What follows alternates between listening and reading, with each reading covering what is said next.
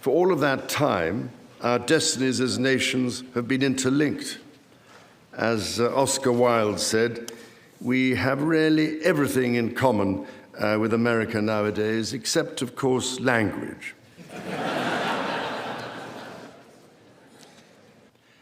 Now, as you may know, when I address my own Parliament at Westminster, we still follow an age-old tradition and take a Member of Parliament hostage, holding him or her at Buckingham Palace until I am safely returned. These days, we look after our guests rather well, to the point that they often do not want to leave. I don't know, Mr. Speaker, if there were any volunteers for that role here today. Mr. Speaker, this is by no means my first visit to Washington, D.C., the capital of this great republic. It is, in fact, my 20th visit to the United States and my first as King and head of the Commonwealth. This is a city which symbolizes a period in our shared history, or what Charles Dickens might have called a tale of two Georges.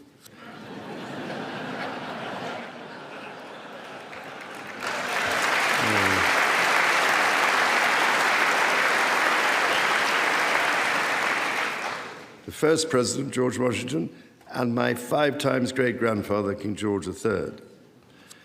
King George, as you know, never set foot in America, and please rest assured, ladies and gentlemen, I am not here as part of some cunning rearguard action.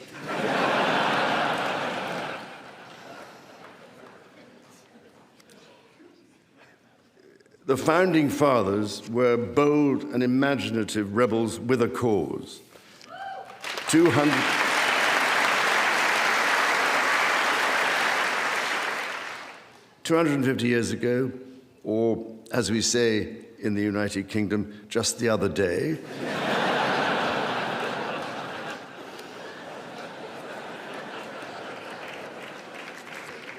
they declared independence.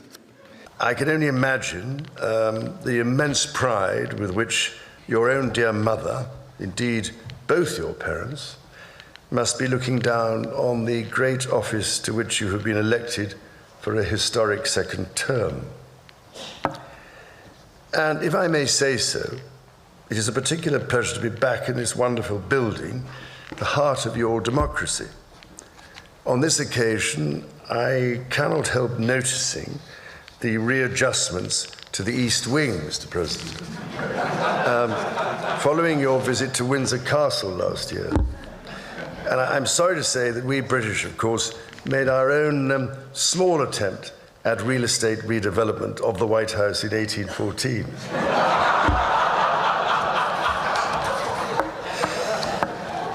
Anyway, I am so glad we have an important opportunity at this critical time to renew those bonds of history and friendship between our nations and our peoples. As the direct descendant of King George III, I know this is a nation that never gives up. And my family's history remains reflected in your maps, which read rather like our Christmas card list across the ages.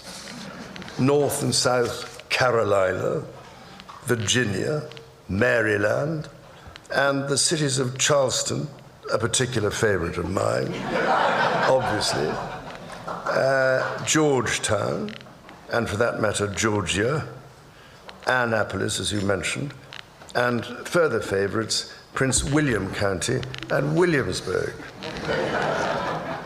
This said, our French friends can feel equally at home with a glance at a map. Indeed, you recently commented, Mr. President, that if it were not for the United States, European countries would be speaking German. Dare I say that if it wasn't for us, you'd be speaking French.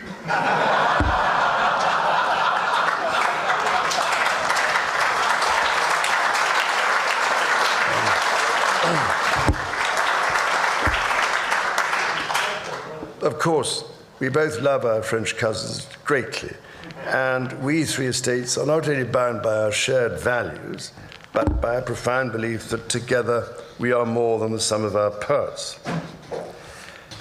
My mother's first Prime Minister, Sir Winston Churchill, understood this so well. But then he himself was half American, a tradition of shared transatlantic heritage, which I am pleased to say is alive and well in the White House today. Indeed, such was the closeness that Sir Winston, while staying here in the White House, in those rooms you showed us upstairs, emerged naked from the bathtub to discover the door opening as President Roosevelt came in for a chat. With rapier wit, the President cast aside any embarrassment by declaring that the Prime Minister has nothing to conceal from the President of the United States. This warmth came after testing times between our leaders in the early 1940s. The kinship and friendship of many centuries provided great reassurance to my late grandfather, King George VI, as it did to my late mother. It means every bit as much to me. Of course, my late mother met no fewer than 13 serving presidents, thankfully all of them fully clothed. And speaking of submarine alliances, there was one particular AUKUS predecessor, launched from a UK shipyard in 1944, that served for the majority of her life attached to the 4th Submarine Squadron in Australia, playing a critical role during the war in the Pacific. Her name? HMS Trump. So tonight, Mr. President, I am delighted to present to you, as a personal gift, the original bell which hung on the conning tower of your valiant namesake. May it stand as a testimony to our nation's shared history and shining future. And should you ever need to get hold of us, well, just give us a ring.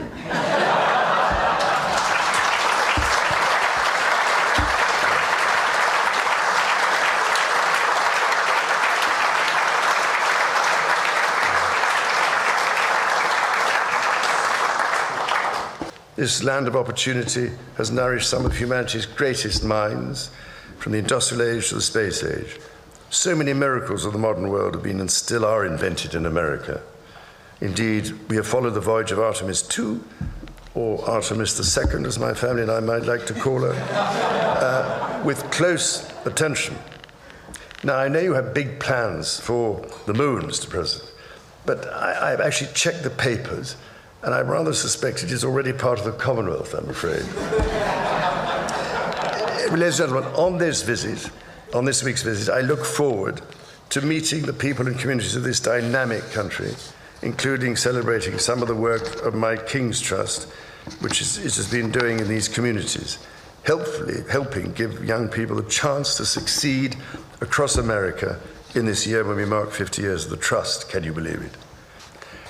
Thank you, Mr. President and Mrs. Trump, for your splendid dinner this evening, which, may I say, is a very considerable improvement on the Boston Tea Party. So, whether your cup contains tea, wine, Scotch whiskey, bourbon, or even cola, let us raise our glasses and voices as we toast the past, the present, and the future, thank you, of our two proud and allied nations. To the United States and the United Kingdom, God bless both our countries. Thank you very much. Thank you, everybody.